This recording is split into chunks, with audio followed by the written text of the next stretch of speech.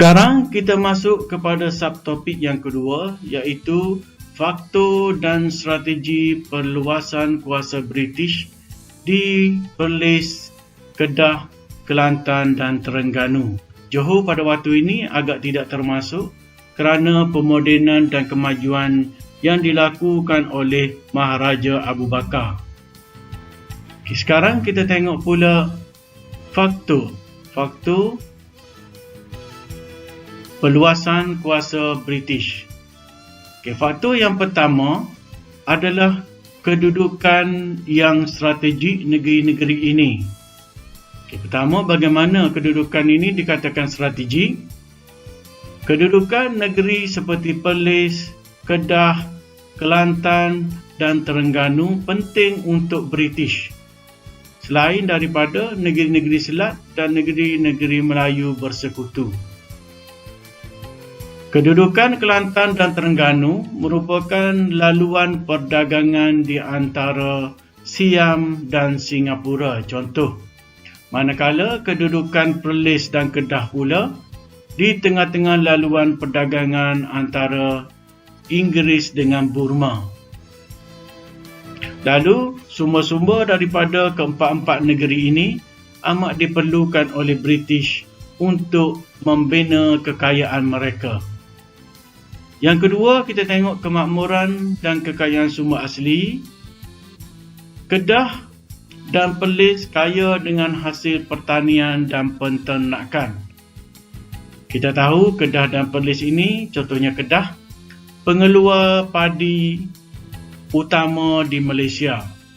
Dan Kedah ini diisytihar sebagai periuk nasi negara. Periuk nasi ini bermakna di situlah merupakan pusat pengeluaran padi yang terbesar di Malaysia. Seterusnya, dari segi Kelantan dan Terengganu pula, adanya industri pembuatan, pertukangan dan pembinaan kapal. Contohnya, orang-orang Kelantan ini terkenal mampu membina kapal-kapal yang bermutu dan sentiasa ditempah oleh pedagang-pedagang barat.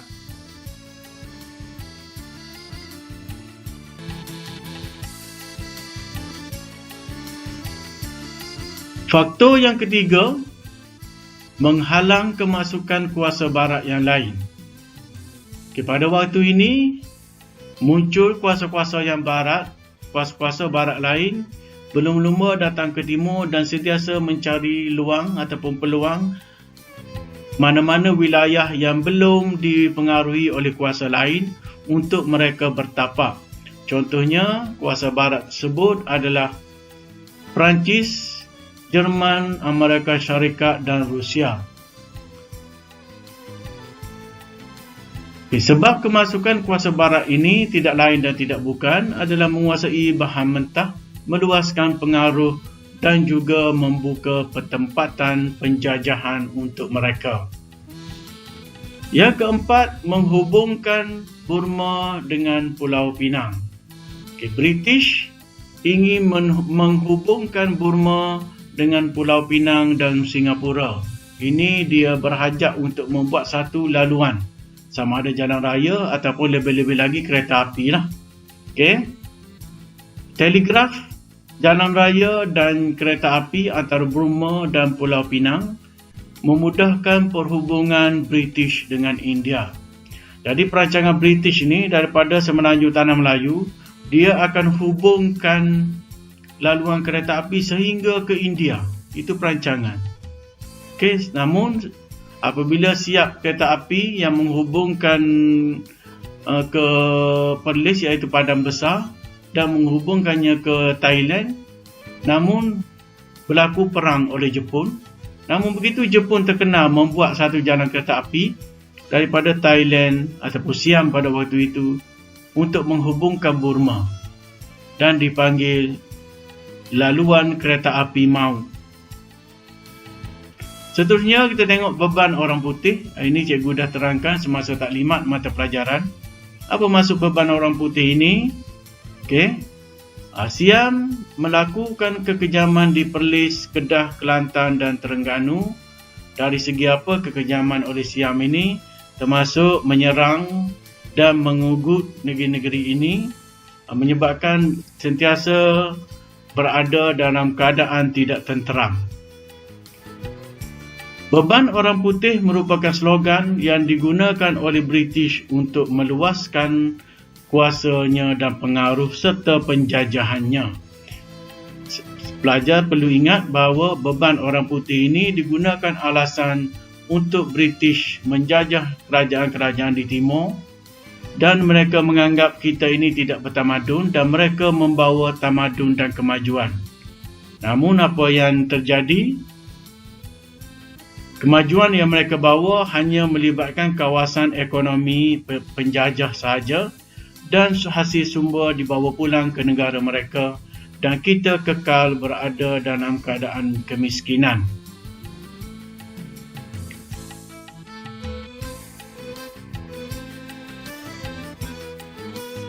Sekarang kita tengok bagaimana strategi British untuk menguasai negeri-negeri Melayu tidak bersekutu. Pertama, perluasan kuasa secara berperingkat. Pertama yang dilakukan oleh British ini, mereka mendesak diterima penasihat dulu. Penasihat lebih dahulu, kalau negeri Melayu bersekutu dipanggil residen. Tapi di negeri Melayu tidak bersekutu ini, mereka menggunakan strategi penasihat. Bagaimanapun penasihat itu lebih berkuasa dan perlu diikuti oleh Sultan. Contohnya dalam kes Datuk Bahaman, di mana Datuk Bahaman dan penyokong-penyokongnya menyerang British di Pahang. Namun British menggunakan kuasa Sultan untuk mengisytiharkan Datuk Bahaman, Mak Kilau, Tok Gajah sebagai penderhaka kepada kerajaan Pahang dan kepada Sultan Pahang. Pertama, British menggunakan strategi perjanjian. Dia mendesak diadakan perjanjian terlebih dahulu. Kemudian British memantau perkembangan yang berlaku di negeri Melayu sebelum bertindak mengadakan perjanjian dengan Siam. Nanti kita tengok apa dia perjanjian, iaitu perjanjian Bangkok, perjanjian Beni dan sebagainya. Okey, seterusnya kita tengok siri-siri perjanjian British Siam yang melibatkan negeri-negeri Melayu Utara. Pertama, bagi memperkukuhkan kuasanya, British mengadakan perjanjian Beni 1826. Okey, 1826 ini perjanjian yang dibuat sebaik saja negeri-negeri Selat ditubuhkan. Seterusnya, perjanjian Sulit 1897 yang tidak diketahui oleh sesiapa melainkan antara HHTI ataupun British dengan kerajaan Siam sahaja.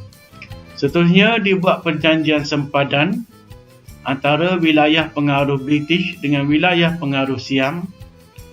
Seterusnya, perjanjian 1902,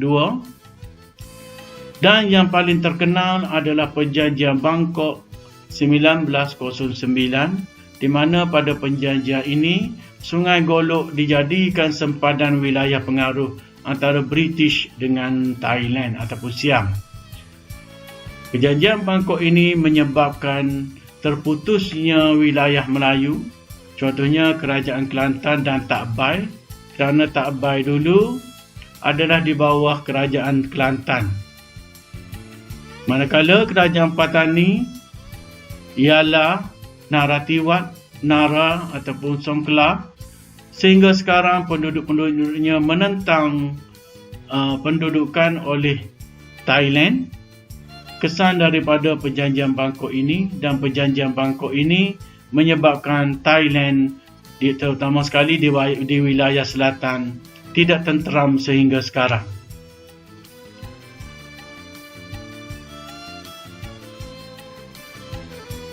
Contoh, perjanjian hubungan persetiaan dan juga perdagangan antara British dengan Siam.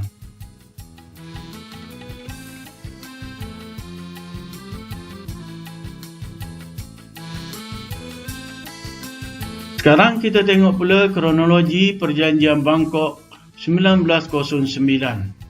April 1907, British dan Siam berunding selepas British mendapat maklumat wujudnya perjanjian antara Perancis dengan Siam. Pada perjanjian ini, Perancis berusaha untuk mendapatkan kebenaran Siam bagi membina satu laluan perkapalan yang memotong ataupun merentas segenting kera.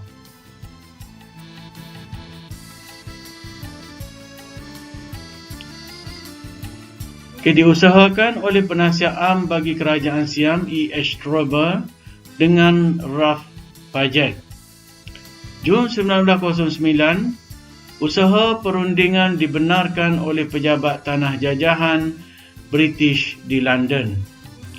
13 September 1909, Strawber menyampaikan hasrat British dengan menemui putera Damron, iaitu pada waktu ini berjawatan Menteri Dalam Negeri Siam.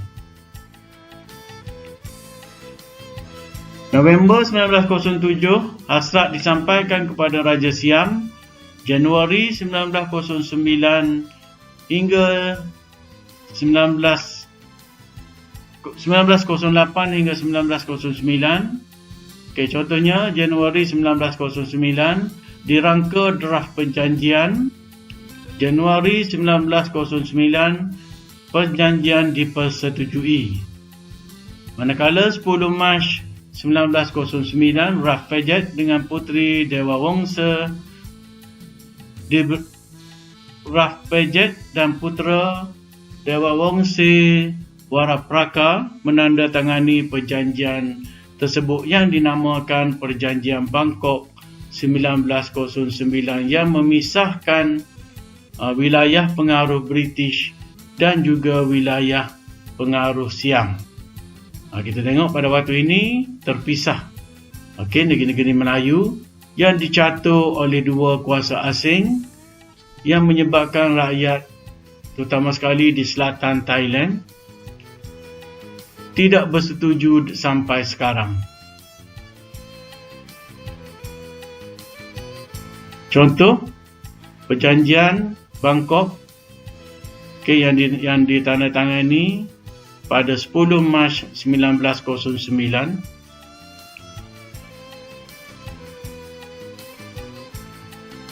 Bahan rujukan yang boleh ditengok